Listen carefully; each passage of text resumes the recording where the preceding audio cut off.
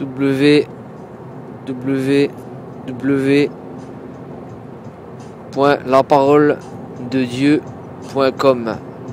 Ce site, basé sur l'application et la compréhension de versets de la Bible. Est-ce que tu peux un petit peu... Comment te le dire, frère? Ce message vient du cœur, partagé, survécu, c'est voulu, c'est pour toi, sœur. www.sourcedevie.com. Ok. Évangile selon Luc, chapitre 14. Jésus étant entré, un jour de sabbat, dans la maison de l'un des chefs des pharisiens, pour prendre un repas, les pharisiens l'observaient. Et voici un homme hydropique était devant lui. Jésus prit la parole et dit aux docteurs de la loi et aux pharisiens, « Est-il permis ou non de faire une guérison le jour du sabbat ?» Ils gardèrent le silence. Alors Jésus avança la main sur cet homme, le guérit et le renvoya. Puis il leur dit, « Lequel de vous, si son fils ou son bœuf tombe dans un puits, ne l'en retira pas aussitôt, le jour du sabbat ?» Et il ne put rien répondre à cela. Il adressa ensuite une parabole aux conviés, en voyant qu'ils choisissaient les premières places, et il leur dit, « Lorsque tu seras invité par quelqu'un à des noces, ne te mets pas à la première place, de peur qu'il n'y ait parmi les invités une personne plus considérable que toi, et que celui qui vous invitait l'un et l'autre ne vienne te dire, « Cède la place à cette personne-là ». Tu aurais alors la honte d'aller occuper la dernière place. Mais lorsque tu seras invité, va te mettre à la dernière place, afin que quand celui qui t'a invité viendra, il te dise « Mon ami, monte plus haut ». Alors cela te fera honneur devant tous ceux qui seront à table avec toi.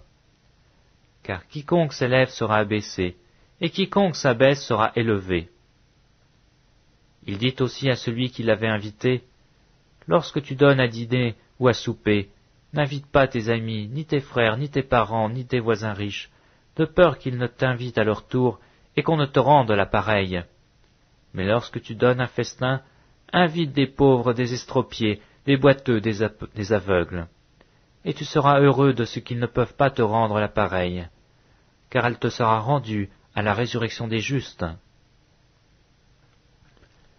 Un de ceux qui étaient à table, après avoir entendu ces paroles, dit à Jésus, « Heureux celui qui prendra son repas dans le royaume de Dieu. » Et Jésus lui répondit, « Un homme donna un grand souper, et il invita beaucoup de gens. À l'heure du souper, il envoya son serviteur dire aux conviés, « Venez, car tout est prêt. » Mais tous, unanimement, se mirent à s'excuser. Le premier lui dit, « J'ai acheté un champ, et je suis obligé d'aller le voir. Excuse-moi, je t'en prie. » Un autre dit, « J'ai acheté 5 paires de bœufs, et je vais les essayer. Excuse-moi, je te prie. » Un autre dit, « Je viens de me marier, et c'est pourquoi je ne puis y aller. » Le serviteur, de retour, rapporta ces choses à son maître. Alors le maître de la maison, irrité, dit à son serviteur, « Va promptement dans les places et dans les rues de la ville, et amène ici les pauvres, les estropiés, les aveugles et les boiteux. » Le serviteur dit, « Maître, ce que tu as ordonné a été fait, et il y a encore de la place. » Et le maître dit au serviteur, « Va dans les chemins et le long des haies, et ceux que tu trouveras, contrains-les d'entrer, afin que ma maison soit remplie. Car je vous dis, aucun de les hommes qui avaient été invités ne goûtera de mon souper. » De grandes foules faisaient route avec Jésus. Il se retourna et leur dit, « Si quelqu'un vient à moi, et s'il ne hait pas son père, sa mère, sa femme, ses enfants, ses frères et ses sœurs, et même sa propre vie, il ne peut être mon disciple. Et quiconque ne porte pas sa croix et ne me suit pas, ne peut être mon disciple. Car lequel de vous, s'il veut bâtir une tour, ne s'assied pas d'abord pour calculer la dépense et voir s'il a de quoi la terminer, de peur qu'après avoir posé les fondements, il ne puisse l'achever, et que tous ceux qui le verront se mettent alors à le railler, en disant « Cet homme a commencé à bâtir, et il n'a pu l'achever. » Ou quel roi, s'il va faire la guerre à un autre roi, ne s'assied d'abord pour examiner s'il peut, avec 10 000 hommes, marcher à la rencontre de celui qui vient l'attaquer avec 20 000. S'il ne le peut, tandis que cet autre roi est encore loin, il lui envoie une ambassade pour demander la paix. Ainsi donc, quiconque d'entre vous ne renonce pas à tout ce qu'il possède ne peut être mon disciple. Le sel est une bonne chose, mais si le sel perd sa saveur, avec quoi l'assaisonnera-t-on? Il n'est bon ni pour la terre, ni pour le fumier, on le jette dehors. Que celui qui a des oreilles pour entendre, entende.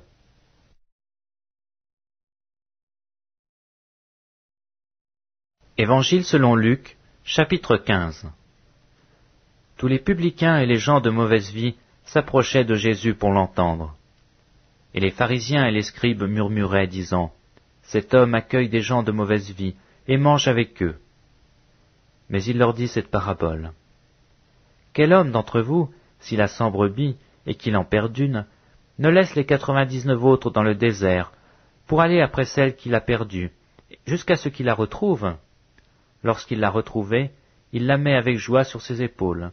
Et de retour à la maison, il appelle ses amis et ses voisins et leur dit, « Réjouissez-vous avec moi, car j'ai retrouvé ma brebis qui était perdue. » De même, je vous le dis, il y aura plus de joie dans le ciel pour un seul pécheur qui se repent que pour 99 justes qui n'ont pas besoin de repentance. Ou quelle femme, si elle a 10 drachmes et qu'elle en perd une, n'allume une lampe, ne balaie la maison et ne cherche avec soin jusqu'à ce qu'elle la retrouve.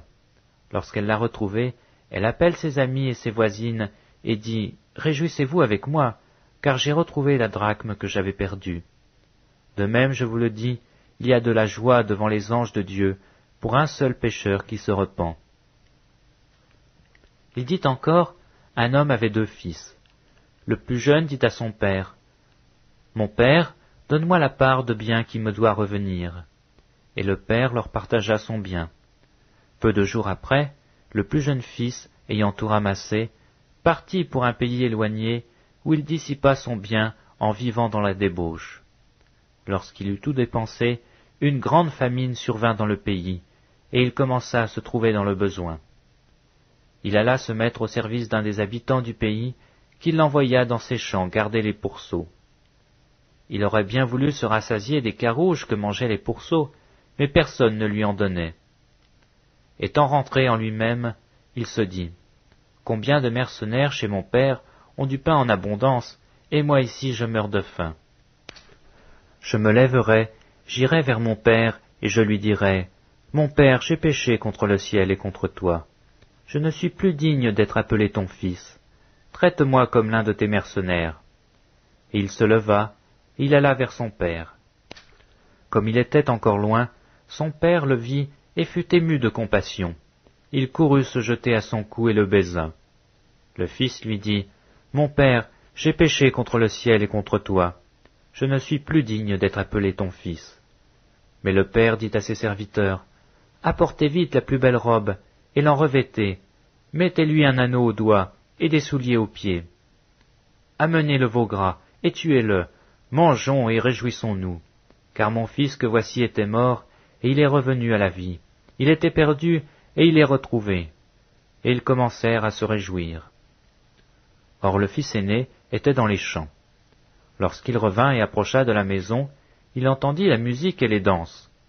Il appela un de ses serviteurs, et lui demanda ce que c'était.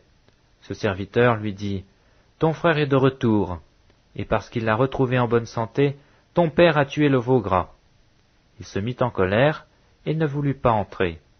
Son père sortit, et le pria d'entrer.